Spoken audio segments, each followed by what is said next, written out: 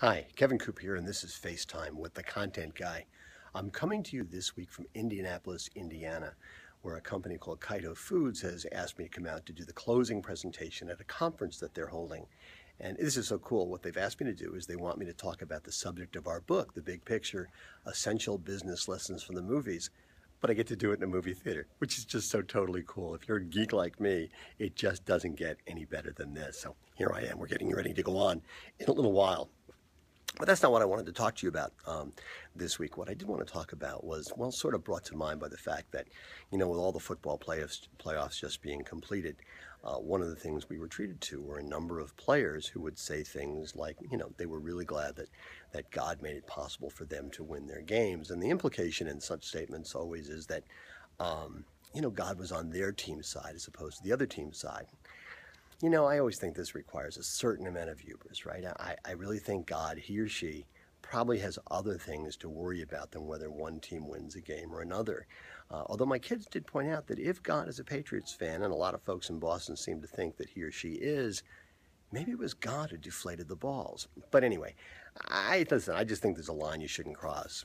Thank God for your talents. Thank God for the fact that you were able to make the most of them, but probably don't assume that God was on your team's side. I just not only think that's a really good idea. Part of the reason I was thinking about that, though, was because there was a story out of Georgia about a Walmart greeter who, for a long time, when people would walk into the store, this guy would say, "Have a blessed day." And, well, this was all going fine until somebody complained, and then Walmart asked him to stop doing it, and then there was a backlash about that, and now the guy can do it again. And the thing that occurs to me about this is that, I just think it's a shame we've gotten to the point in this country where we're so intolerant that if somebody wants to say, "Have a blessed day," we somehow find that to be objectionable. I don't. I'm not the most spiritual guy in the world, but I think if somebody said that to me when I walked into Walmart, I'd probably say, "Well, you have a blessed day too," because why not? What's the point of objecting to that under any circumstances? If you're an agnostic or an atheist, you could read that as have a day blessed with good fortune. I just think that it's a shame that we take things so seriously in this world that we can't relax a little bit about this stuff.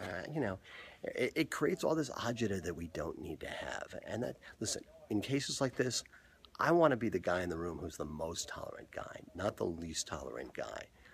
I think that's just generally a good policy. You make more friends that way. You live a happier life that way.